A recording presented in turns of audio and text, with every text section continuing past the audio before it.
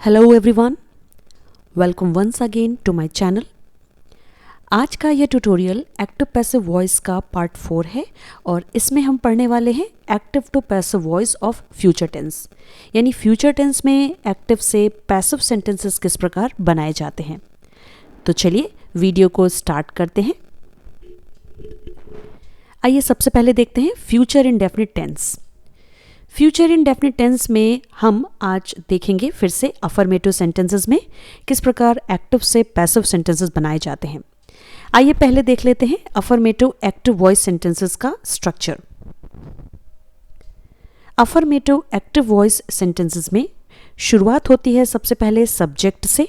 Subject के बाद हम लगाते हैं हेल्पिंग वर्ब विल और शैल। उसके बाद लगाई जाती है वर्ब की फर्स्ट फॉर्म और सबसे लास्ट में ऑब्जेक्ट को ऐड कर दिया जाता है। आइए देखते हैं एग्जाम्पल्स में किस प्रकार हम एक्टिव वॉइस को पैसिव वॉइस में चेंज करेंगे। यहाँ पर पैसिव वॉइस सेंटेंस की शुरुआत होती है न्यू सब्जेक्ट के साथ। मैं यहाँ पर सब्जेक्ट को न्यू इसलिए कह रही हूँ क्योंकि यह एक्टिव वॉइस सेंटेंस का ऑब्जेक्ट होता है जिसे हम इंटरचेंज कर देते हैं। इसके बाद बारी आती है हेल्पिंग वर्ब की और यहाँ पर हम हेल्पिंग वर्ब लगा देते हैं विल बी और शैल बी, यानी विल और शैल के आगे हम बी लगा देंगे। उसके बाद लगाया जाता है वर्ब की थर्ड फॉर्म। वर्ब के बाद हम लगाते हैं बाई प्रपोजिशन और बाई के बाद हम ऐड कर देते हैं न्यू ऑब्जेक्ट जो कि डूअर होता है एक्टिव वॉइस सेंटेंस का। चलिए अब देख लेते हैं एग्जाम्पल्स में कुछ सेंटेंसेस। फिर से मैंने यहाँ पर स्लाइड को डिवाइड कर दिया है। फर्स्ट पार्ट में एक्टिव वॉइस और सेकंड पार्ट में पैसिव वॉइस लिख दिया है। चलिए देखते हैं सबसे पहला sentence. The principal will pardon him, यानी प्रिंसिपल उसे माफ कर देंगी। आइए बनाते हैं इसे पैसिव वॉइस में। सेंटेंस कुछ इस प्रकार होगा, he will be pardoned by the principal, यानी उसे प्रिंसिपल के द्वारा माफ कर दिया जाएगा। अब इस सेंटेंस में हमने एक्टिव वॉइस सेंटेंस के ऑब्जेक्ट हिम को सब्जेक्ट में चेंज कर दिया है जो कि है ही के बाद हमने लगाया है हेल्पिंग वर्ब विल बी इसलिए लगाया है क्योंकि ही सिंगुलर नंबर सब्जेक्ट है। इसके बाद हमने लगाई है मेन वर्ब की थर्ड फॉर्म जो कि है पार्डन्ड के बाद हमने ऐड कर दिया है बाई और बाई के बाद सबसे लास्ट में हमने लगाया है न्यू ऑब्जेक्ट द प्रिंसिपल को। द प्रिंसिपल यहाँ पर एक्टिव वॉइस सेंटेंस का सब्जेक्ट था जो कि डूअर कहलाता है। आई होप फ्रेंड्स यहाँ तक आपको समझ में आ गया होगा। चलिए एक और सेंटेंस की मदद से इसे समझ लेते हैं। अगला सेंटेंस है we shall clean the room tomorrow, यानी कल हम कमरे को साफ करेंगे। आइए बनाते हैं इसे पैसिव वॉइस में। सेंटेंस कुछ इस प्रकार है, the room will be cleaned by us tomorrow.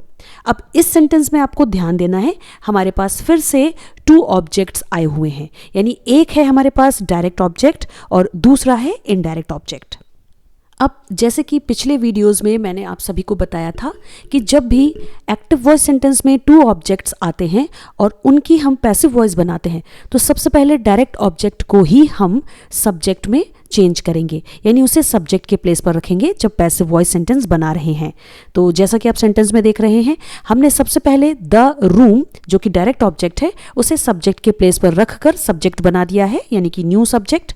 उसके बाद हमने लगाया है विल बी हेल्पिंग वर्ब के बाद हमने ऐड की है मेन वर्ब की थर्ड फॉर्म जो कि है क्लीन्ड के बाद हमने लगाया है बाई के बाद हमने लगाया है न्यू ऑब्जेक्ट जो कि है अस। यहाँ पर अस एक्टिव वॉइस सेंटेंस के सब्जेक्ट वी की ऑब्जेक्टिव फॉर्म है। सबसे लास्ट में आप जो वर्ड देख रहे हैं यानी कि टुमारो, यह एक इनडायरेक्ट ऑब्जेक्ट है जिसके प्लेस में कोई चेंजेस नहीं किए जाते हैं, उसे उसी स्थान पर रखा जाता है जहां पर वो है। आइए अब देखते हैं फ्यूचर परफेक्ट टेंस में active to passive voice.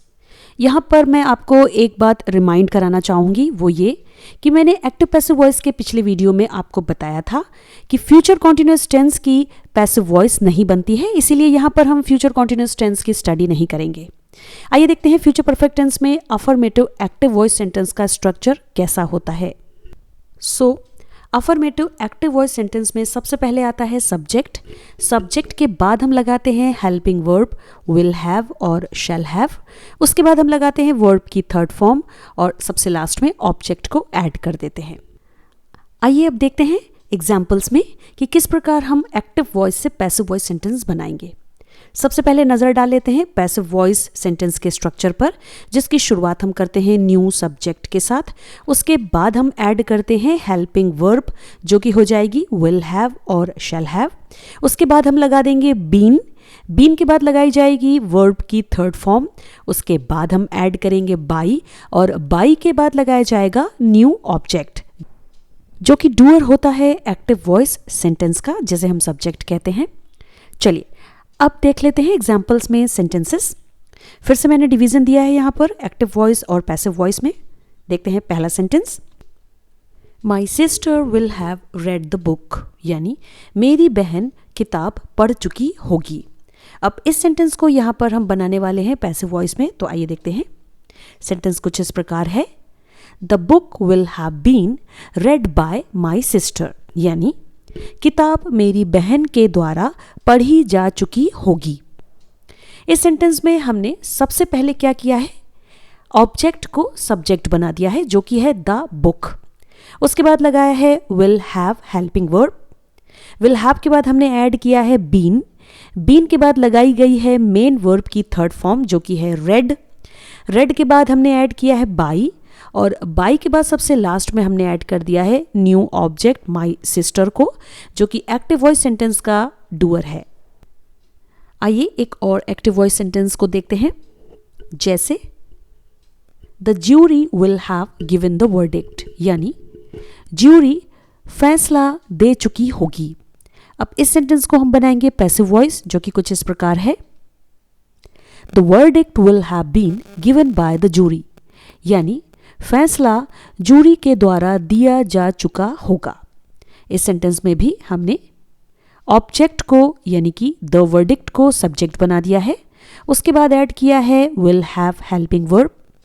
Helping verb के बाद हमने लगाया है बीन, बीन के बाद लगाई है मेन वर्ब की थर्ड फॉर्म गिवन, और गिवन के बाद हमने ऐड किया है बाई को। सबसे लास्ट में लगा दिया है न्यू ऑब्जेक्ट द ज्यूरी को। यहाँ पर the jury active voice sentence का डूअर है। सो आई होप फ्रेंड्स आप सभी को समझ में आया होगा कि किस प्रकार हम फ्यूचर टेंस में एक्टिव वॉइस सेंटेंस को पैसिव वॉइस सेंटेंस में कन्वर्ट कर सकते हैं। यहाँ पर मैंने सभी अफर्मेटिव सेंटेंसेस ही एक्सप्लेन किए हैं। आपको याद रखना है कि फ्यूचर टेंस में हम केवल फ्यूचर इनडेफिनिट और फ्यूचर परफेक्ट टेंस के ही सेंटेंसेस की पैसिव वॉइस बना सकते हैं। फ्यूचर कॉन्टिन्यूअस और फ्यूचर परफेक्ट कॉन्टिन्यूअस टेंस की पैसिव वॉइस नहीं बनती है। वीडियो अच्छा लगा हो तो लाइक, शेयर एंड सब्सक्राइब करना बिल्कुल मत भूलिएगा। आपके लिए मैं इसी तरीके के इंफॉर्मेटिव वीडियोस लेकर आती रहूंगी। आज के लिए इस वीडियो में इतना ही। मिलते हैं वीडियो के 5th पार्ट में। तब तक के लिए पढ़ते रहिए, मुस्कुराते रहिए and thanks for watching. Bye bye.